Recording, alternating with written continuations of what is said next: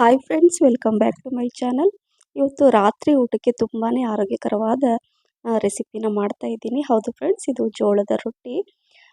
Gluten free ಜೋಳದ ರೊಟ್ಟಿ ನಮ್ಮ ಆರೋಗ್ಯಕ್ಕೆ ತುಂಬಾ ಒಳ್ಳೆಯದು, ನಿಮಗೆಲ್ರಿಗೂ ಗೊತ್ತೇ ಇರೋದು. ಹಾಗೆ ಬೀನ್ಸ್ ಪಲ್ಯ ಕೂಡ ತುಂಬ ಸಿಂಪಲ್ಲಾಗಿ ಮಾಡ್ತಾ ಇದ್ದೀನಿ. ಮತ್ತು ಹಾಗಲಕಾಯಿ ಪಲ್ಯ, ಹಾಗಲಕಾಯಿ ತಿಂದಿರೋರು ಕೂಡ ತಿಂತೀರ, ಅಷ್ಟೊಂದು ರುಚಿಯಾಗಿರುತ್ತೆ ಈ ಪಲ್ಯ.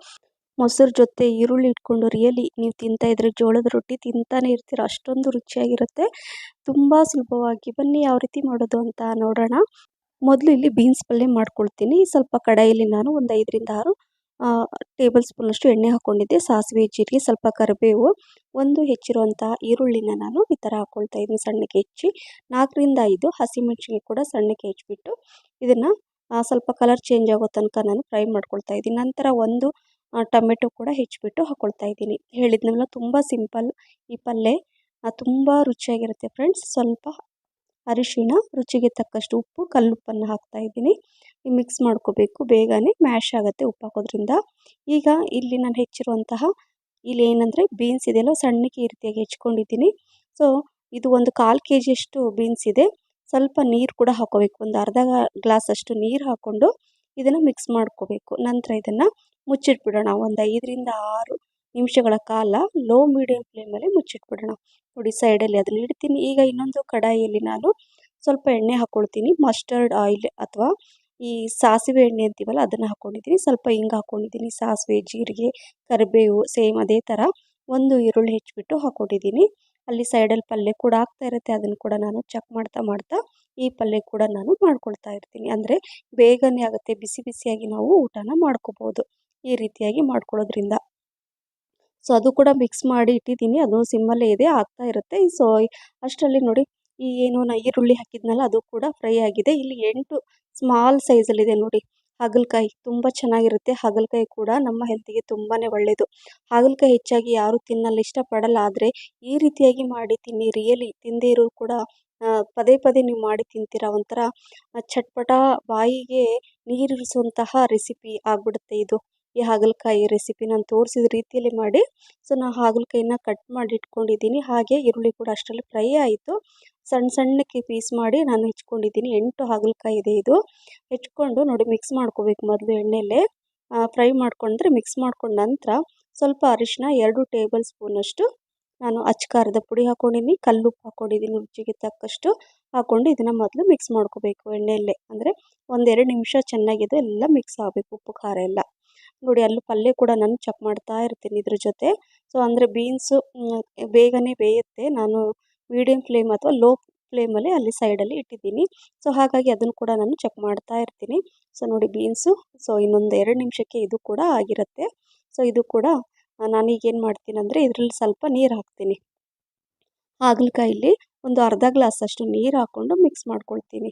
ಚೆನ್ನಾಗಿ ಕುದಿಬೇಕದು. ನಾನು ಹೇಳಿದ್ನಲ್ವ, ಈ ಪಲ್ಯ ನೀವು ಚಪಾತಿ, ರೊಟ್ಟಿ ಎಲ್ಲದಕ್ಕೂ ಯೂಸ್ ಮಾಡ್ಬೋದು, ತುಂಬ ರುಚಿಯಾಗಿರುತ್ತೆ.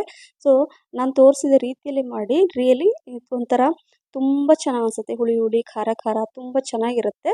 ಸೊ ನಾನೇನು ಮಾಡ್ತಾಯಿದ್ದೀನಿ ಅಂದರೆ ಇದನ್ನು ಈಗ ಇದು ಆಗಕ್ಕೆ ಬಂದಿದೆ, ಅಂದರೆ ಇದು ಬೀನ್ಸ್ ಪಲ್ಯ, ಹಾಗಾಗಿ ಹಾಗಲಕಾಯಿನ ನಾನು ಅಲ್ಲಿ ಮೀಡಿಯಮ್ ಫ್ಲೇಮಲ್ಲಿ ಹಾಗಲಕಾಯಿ ಬೇಯ್ತಾ ಇರುತ್ತೆ. ಇಲ್ಲಿ ಕೂಡ ನಾನು ನೋಡಿ ತೋರಿಸ್ತೀನಿ, ಈ ಬೀನ್ಸ್ ಕೂಡ ಕರೆಕ್ಟಾಗಿ ಬೆಂದಿದೆ.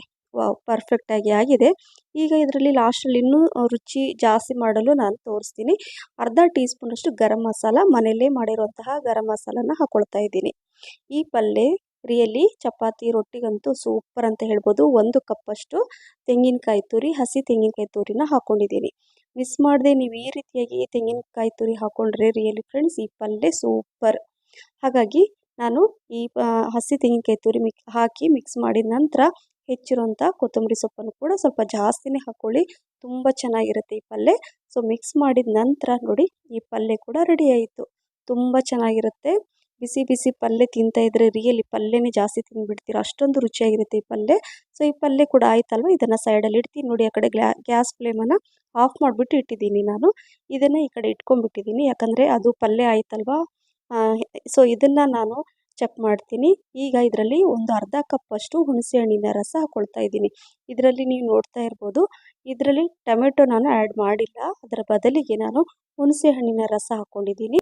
ಸೊ ಅದು ಮಿಕ್ಸ್ ಮಾಡಿದ ನಂತರ ಈಗ ಲಾಸ್ಟಲ್ಲಿ ನೋಡಿ, ಇದು ತೆಂಗಿನಕಾಯಿ ತುರಿ ನಾನು ಪುಡಿ ಮಾಡಿ ಇಟ್ಕೊಂಡಿದ್ದೆ, ಹಸಿ ತೆಂಗಿನಕಾಯಿನ ಮಿಕ್ಸಿ ಜಾರಲ್ಲಿ ಹಾಕ್ಕೊಂಡು ಪೌಡ್ರ್ ಮಾಡಿಕೊಂಡು ಇದರಲ್ಲಿ ಹಾಕ್ಕೊಳ್ತಾ ಇದ್ದೀನಿ. ಬರೀ ತೆಂಗಿನಕಾಯಿ ತುರಿ ಮಾತ್ರ ಅದು ನಾನು ಹಾಕ್ಕೊಂಡಿರೋದು. ಸೊ ಮಿಕ್ಸ್ ಮಾಡಿದ ನಂತರ ಇಲ್ಲಿ 2 ಟೀ ಸ್ಪೂನಷ್ಟು ಬೆಲ್ಲ ಹಾಕ್ಕೊಳ್ತಾ ಇದ್ದೀನಿ. ಹುಣಸೆ ಹಣ್ಣಿನ ರಸ ಹಾಕಿದ ಮೇಲೆ ಅದಕ್ಕೆ ಸರಿಯಾಗಿ ಬೆಲ್ಲ ಹಾಕಲೇಬೇಕು, ಆವಾಗಲೇ ರುಚಿ ಜಾಸ್ತಿ ಆಗುತ್ತೆ, ಇಲ್ಲಾಂದರೆ ಅಷ್ಟೊಂದು ರುಚಿಯಾಗಿ ಬರಲ್ಲ. ಸೊ ಈಗ ಮಿಕ್ಸ್ ಮಾಡಿ 1-2 ನಿಮಿಷ ನಾನು ಮುಚ್ಚಿಟ್ಟಿದ್ದೆ. ಈಗ ಎಲ್ಲ ನೀರಿನ ಅಂಶ ಎಲ್ಲ ಅದು ಕರೆಕ್ಟಾಗಿ ಹೀರ್ಕೊಂಡಿದೆ, ಕರೆಕ್ಟಾಗಿ ಕುಕ್ ಆಗಿದೆ. ನಾನು ತೋರಿಸ್ತೀನಿ ನೋಡಿ, ತುಂಬ ಚೆನ್ನಾಗಿರುತ್ತೆ ಫ್ರೆಂಡ್ಸ್. ಈ ಹಾಗಲಕಾಯಿ ಪಲ್ಯ ನನ್ನ ಫೇವ್ರೇಟ್ ಇದು. ಸೊ ಈ ಹಾಗಲಕಾಯಿ ಕೂಡ ಕರೆಕ್ಟಾಗಿ ಬೆಂದಿದೆ. ಸೊ ಲಾಸ್ಟಲ್ಲಿ ನಾನು ಸ್ವಲ್ಪ ಗರಂ ಮಸಾಲ ಹಾಕ್ತಾಯಿದ್ದೀನಿ. ಒಂದು 1/4 ಟೀ ಸ್ಪೂನಷ್ಟು ಮಾತ್ರ ಗರಂ ಮಸಾಲ ಹಾಕ್ಕೊಂಡು ಮಿಕ್ಸ್ ಮಾಡಿದ ನಂತರ ಸೊ ಹೆಚ್ಚಿರುವಂಥ ಕೊತ್ತಂಬರಿ ಸೊಪ್ಪನ್ನು ಹಾಕ್ಕೋಬೇಕು. ತುಂಬ ಚೆನ್ನಾಗಿರುತ್ತೆ, ನೋಡಲಿಕ್ಕೂ ಚೆನ್ನಾಗಿರುತ್ತೆ, ಮತ್ತು ಕೊತ್ತಂಬರಿ ಸೊಪ್ಪು ಕೂಡ ನಮ್ಮ ಆರೋಗ್ಯಕ್ಕೆ ಒಳ್ಳೆಯದು. ಸುಮ್ಮನೆ ಅಲಂಕಾರಕ್ಕೆ ಹಾಕೋದಲ್ಲ, ಕೊತ್ತಂಬರಿ ಸೊಪ್ಪಲ್ಲಿ ತುಂಬಾ ಉಪಯೋಗಗಳು ಇದೆ. ಸೊ ನೋಡಿ, ಈ ಪಲ್ಯ ಕೂಡ ರೆಡಿ ಆಯಿತು, ಬಿಸಿ ಬಿಸಿ ಪಲ್ಯ. ಸೊ ಈ ಹಾಗಲಕಾಯಿ ಪಲ್ಯ ಕೂಡ ರೆಡಿ ಆಯಿತು. ಈಗ ಲಾಸ್ಟಲ್ಲಿ ಏನು ಮಾಡೋಣ ಅಂದರೆ ರೊಟ್ಟಿ. ಹೌದು ಫ್ರೆಂಡ್ಸ್, ಇದು ಉತ್ತರ ಕರ್ನಾಟಕದ ಸ್ಪೆಷಲ್ ಜೋಳದ ರೊಟ್ಟಿನ ಮಾಡ್ತಾಯಿದ್ದೀನಿ. ಹೆಚ್ಚಾಗಿ ನಾನು ಜೋಳದ ರೊಟ್ಟಿ ರಾತ್ರಿಯೇ ಮಾಡ್ತೀನಿ, ಯಾಕಂದರೆ ಎಲ್ಲರೂ ಮನೇಲಿರ್ತಾರೆ. ಹಾಗಾಗಿ ಬಿಸಿ ಬಿಸಿ ನಾನು ಮಾಡಿಕೊಟ್ಟಂಗೆಲ್ಲ ಅವ್ರು ತಿಂತಾ ಇರ್ತಾರೆ. ನನಗೂ ಖುಷಿ ಆಗುತ್ತೆ, ನಾನು ಎಲ್ರಿಗೂ ಈ ರೀತಿಯಾಗಿ ಊಟ ಕೊಡ್ತೀನಲ್ಲ ಅನ್ನೋದು ನನಗೆ ಖುಷಿ ಆಗುತ್ತೆ. ಹಾಗಾಗಿ ನಾನು ಹೆಚ್ಚಾಗಿ ರಾತ್ರಿಯೇ ಈ ರೀತಿಯಾದ ಅಡುಗೆನ ಮಾಡೋದು. ಇಲ್ಲಿ 2 ಕಪ್ಪಷ್ಟು ನಾನು ಜೋಳದ ಹಿಟ್ಟನ್ನು ಹಾಕ್ಕೊಂಡಿದ್ದೀನಿ. ಸೈಡಲ್ಲಿ 1 ಗ್ಲಾಸಷ್ಟು ನಾನು ಬಿಸಿ ನೀರನ್ನು ಕೂಡ ಇಟ್ಟಿದ್ದೀನಿ. ಪಾತ್ರೆಯಲ್ಲಿ ಬಿಸಿ ಆಗ್ತಾ ಇರುತ್ತೆ, ಚೆನ್ನಾಗಿ ಕುದಿಬೇಕು ನೀರು. ಈಗ 2 ಕಪ್ಪಷ್ಟು ಏನು ನಾನು ಜೋಳದ ಹಿಟ್ಟು ಹಾಕ್ಕೊಂಡಿದ್ದೀನೋ ಆ ಥರ ನೋಡಿ, ನಾನು ತೋರಿಸ್ತಾ ಇದ್ದೀನಿ ಈ ರೀತಿಯಾಗಿ ಜಾಗ ಮಾಡ್ಕೋಬೇಕಂದ್ರೆ ನೀರು ನಿಂತ್ಕೊಳ್ಳಿಕ್ಕೆ. ಸೊ ನಾನು ಇದೇ ರೀತಿಯಾಗಿ ಮಾಡೋದು. ಸೊ ಈಗ ಏನು ಮಾಡ್ತಾಯಿದ್ದೀನಿ ಅಂದರೆ, ಚೆನ್ನಾಗಿ ನೀರು ಕುದ್ದಿದೆ ಅಲ್ವಾ, ಸೊ ಕುದೀತಾ ಇರೋ ನೀರನ್ನು ಇದರಲ್ಲಿ ಹಾಕ್ಕೊಳ್ತಾ ಇದ್ದೀನಿ. ಸುಮ್ಮನೆ ಉಗುರು ಬೆಚ್ಚಗೆ ನೀರೆಲ್ಲ ಹಾಕ್ಕೊಳಕ್ಕೆ ಹೋಗಬೇಡಿ, ಚೆನ್ನಾಗಿ ಕುದಿಬೇಕು. ಎಷ್ಟು ಕುದಿಯುತ್ತೋ ರೊಟ್ಟಿ ತುಂಬ ಚೆನ್ನಾಗಿ ಬರುತ್ತೆ. ಕುದಿಯೋ ನೀರನ್ನು ಹಾಕಿ 1 ಸ್ಪೂನಿಂದ ನಾನು ಈ ರೀತಿಯಾಗಿ ಮಿಕ್ಸ್ ಮಾಡ್ಕೊಳ್ತಾ ಇದ್ದೀನಿ. ಅಲ್ಲಿ ಸೈಡಲ್ಲಿ ಹಂಚು ಕೂಡ ಇಟ್ಟಿದ್ದೀನಿ, ಹಂಚು ಕೂಡ ಬಿಸಿ ಆಗ್ತಾ ಇರುತ್ತೆ. ಇನ್ನೂ ಸ್ವಲ್ಪ ನೀರು ಹಾಕ್ಕೊಂಡು ನಾನು ಮಿಕ್ಸ್ ಮಾಡಿಕೊಂಡು ಈಗ ಮತ್ತೆ ಏನಂದರೆ, ಅದರಲ್ಲಿ ಈಗ ಬಿಸಿ ನೀರು ಹಾಕ್ಕೊಂಡಿದ್ದೀವಲ್ವ, ಆಮೇಲೆ ನಾವು ಪಾತ್ರೆಯಲ್ಲಿ ನಾನು 1 ಗ್ಲಾಸಷ್ಟು ತಣ್ಣೀರನ್ನು ಹಾಕ್ತಾಯಿದ್ದೀನಿ. ತಣ್ಣೀರನ್ನು ಇಟ್ಕೋಬೇಕು ಮತ್ತು ಒಂದು ಬಟ್ಟೆ ಇಟ್ಕೋಬೇಕು. ತೋರಿಸ್ತೀನಿ ಯಾಕೆ ಅಂತ, ನಿಮ್ಗೆಲ್ರಿಗೂ ಹೆಚ್ಚಾಗಿ ಗೊತ್ತಿರುತ್ತೆ. ಈಗ ನೋಡಿ, ನಿಧಾನಕ್ಕೆ ಕಲಿಸ್ಕೊಳ್ತೀನಿ. ಹಿಟ್ಟು ತುಂಬ ಬಿಸಿ ಇದೆ, ಹಾಗಾಗಿ ಅವಶ್ಯಕತೆಗೆ ನೀರು ಬೇಕಾದರೆ ಸ್ವಲ್ಪ ನೀರನ್ನು ಈ ಥರ ಹಾಕ್ಕೊಂಡು ಕಲಿಸ್ಕೋಬೇಕು, ಗಟ್ಟಿಯಾಗಿ ಕಲಿಸ್ಕೋಬೇಕು. ನಾನು ಹೆಚ್ಚಾಗಿ ರೊಟ್ಟಿನ ತಟ್ಟಿಬಿಟ್ಟೇ ಮಾಡೋದು, ಆದರೆ ಎಲ್ರಿಗೂ ರೊಟ್ಟಿ ತಟ್ಟಿಬಿಟ್ಟು ಮಾಡಲಿಕ್ಕೆ ಬರಲ್ಲ. ಆದರೆ ರೊಟ್ಟಿ ಅಂದರೆ ಜೋಳದ ರೊಟ್ಟಿ ತುಂಬ ಇಷ್ಟಪಡ್ತಾರೆ ಅಲ್ವಾ, ಹಾಗಾಗಿ ಎಲ್ಲರೂ ಬರಲಿ ಅಂದರೆ ಮಾಡಲಿ ಅಂತ ನಾನು ನಿಮಗೆ ತೋರಿಸ್ತಿದ್ದೀನಿ ನೋಡಿ. ಹಿಟ್ಟು ತುಂಬ ಗಟ್ಟಿಯಾಗಿ ಕಲಿಸ್ಕೋಬೇಕು ಸ್ವಲ್ಪ, ಯಾಕಂದರೆ ಇವತ್ತು ನಾನು ತಟ್ಟಿಬಿಟ್ಟು ತೋರಿಸ್ತಾ ಇಲ್ಲ, ಉದ್ದುಬಿಟ್ಟು ತೋರಿಸ್ತಾ ಇದ್ದೀನಿ. ಚಪಾತಿ ಹೇಗೆ ಉದ್ದುತ್ತೀವಲ್ಲ ಅದೇ ರೀತಿಯಾಗಿ ನೋಡಿ, ಒಣ ಹಿಟ್ಟನ್ನು ನಾನು ಹಾಕ್ಕೊಂಡು ಈ ಥರ ಮಿಕ್ಸ್ ಮಾಡಿಕೊಂಡು ಈಗ ಕೆಳಗಡೆ ಈ ಥರ ಹಾಕ್ಕೊಂಡಿದ್ದೀನಿ. ಸ್ವಲ್ಪ 1-2 ಈ ಥರ ತಟ್ಕೊಂಡು ಒಂದು ನೋಡಿ ತೋರಿಸಿ. ಈ ಚಪಾತಿ ಏನು ಲತ್ರುಣಿಗೆ ಇದೆಯಲ್ಲ, ಅದರಲ್ಲಿ ನಾನು ಪ್ಲಾಸ್ಟಿಕ್ ಪೇಪರನ್ನು ಹಾಕ್ಕೊಂಡಿದ್ದೀನಿ. ಅದು ಹಾಕ್ಕೊಂಡ್ರೆ ಏನಾಗುತ್ತೆ, ಈ ಥರ ಉದ್ದುವಾಗ ಅದು ಅಂಟ್ಕೊಳ್ಳಲ್ಲ. ಹಾಗಾಗಿ ಈ ರೀತಿಯಾಗಿ ಮಾಡ್ಕೊಂಡು ಇಟ್ಕೊಳ್ಳಿ. ಏನಾದರೂ ಜೋಳದ ರೊಟ್ಟಿ ನೀವು ಮಾಡಬೇಕು, ತಟ್ಟಲಿಕ್ಕೆ ಬರಲ್ಲ ಅಂದರೆ ಈ ರೀತಿಯಾಗಿ ನಾನೇನು ತೋರಿಸ್ತಾ ಇದ್ದೀನಲ್ಲ ಇದೇ ರೀತಿಯಾಗಿ ಮಾಡ್ಕೊಳ್ಳಿ. ನೋಡಿ, ಎಲ್ಲೂ ಕೂಡ ಅಂಟ್ಕೊಳ್ತಾ ಇಲ್ಲ, ಯಾಕಂದರೆ ಅದು ಮೇಲೆ ಪೇಪರ್ ಹಾಕಿದ್ದೀವಲ್ವ, ಪ್ಲಾಸ್ಟಿಕ್ ಶೀಟ್ ಇದೆ. ಹಾಗಾಗಿ ನೋಡಿ, ಈಗ ಉದ್ಕೊಂಬಿಟ್ಟು ಕಾದಿರೋ ಹಂಚಲ್ಲಿ ನಾನು ಹಾಕ್ಕೊಳ್ತಾ ಇದ್ದೀನಿ.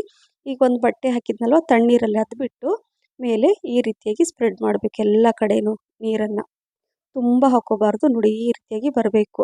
ಈಗ ಒಂದು 30 ಸೆಕೆಂಡ್ ನಂತರ ಇದನ್ನು ಉಲ್ಟಾ ಮಾಡಿ, ಅಂದರೆ ಈ ಥರ ಬೇಯಿಸ್ಕೋಬೇಕಾಗತ್ತೆ ಎರಡೂ ಕಡೆ. ಹಾಗೆ ಅದೇ ರೀತಿಯಾಗಿ ಉಳಿದಿರೋದನ್ನು ನಾನು ಹಿಟ್ಟು ಸೇಮ್ ಅದೇ ರೀತಿಯಾಗಿ ರೊಟ್ಟಿನ ನಾನು ಉದ್ಕೊಳ್ತೀನಿ. ನನಗೆ ಹೆಚ್ಚಾಗಿ ಉದ್ದೋದು ಅಭ್ಯಾಸ ಇದೆ, ಬಟ್ ಕಡಿಮೆ. ನಾನು ಹೆಚ್ಚಾಗಿ ತಟ್ಟಿಬಿಟ್ಟೇ ಮಾಡ್ತೀನಿ, ನನಗೆ ಫಾಸ್ಟ್ ಅನಿಸುತ್ತೆ ನನಗೆ ತಟ್ಟೋದು. ಸೊ ನೋಡಿ, ಇದೇ ರೀತಿಯಾಗಿ ನಾನು ಕರೆಕ್ಟಾಗಿ ರೊಟ್ಟಿನ ಬೇಯಿಸ್ಕೋಬೇಕಾಗತ್ತೆ. ತೆಳುವಾಗಿ ನೀವು ರೊಟ್ಟಿನ ಮಾಡಿಟ್ಕೊಂಡ್ರೆ ತಿಂಗಳಗಟ್ಟಲೆ ಕೂಡ ಇಟ್ಕೋಬೋದು. ಚಪಾತಿ ಆದರೆ 1 ದಿನ ಅಥವಾ 2 ದಿನ ಅಷ್ಟೇ ನಾವು ತಿನ್ಬೋದು, ಜಾಸ್ತಿ ನೆಕ್ಸ್ಟ್ ಡೇ ಅಂತೂ ಚಪಾತಿ ತಿನ್ನೋಕ್ಕಾಗಲ್ಲ. ರೊಟ್ಟಿ ಹಾಗಲ್ಲ, ತಿಂಗಳಗಟ್ಟಲೆ ಇಟ್ಟು ಕೂಡ ಇದು ಹಾಳಾಗಲ್ಲ, ಕ್ರಿಸ್ಪಿಯಾಗಿರುತ್ತೆ.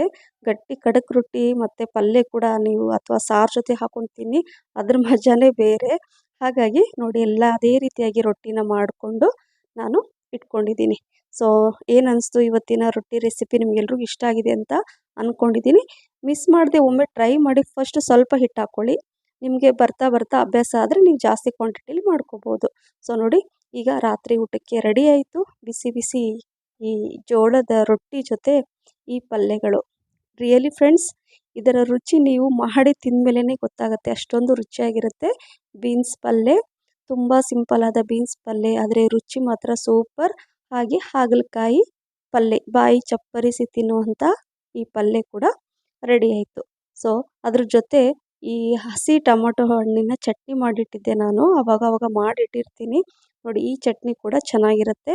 ಅದ್ರ ಜೊತೆ ಈರುಳ್ಳಿ, ಸ್ವಲ್ಪ ಮೊಸರು ಇಟ್ಕೊಂಡು ತಿಂತಾ ಇದ್ರೆ ತಿಂತಾನೆ ಇರ್ತೀರಾ. ಸೊ ಈ ರೆಸಿಪಿ ನಿಮಗೆ ಇಷ್ಟ ಆಗಿದೆ ಅಂತ ಅಂದ್ಕೊಂಡಿದ್ದೀನಿ ಫ್ರೆಂಡ್ಸ್.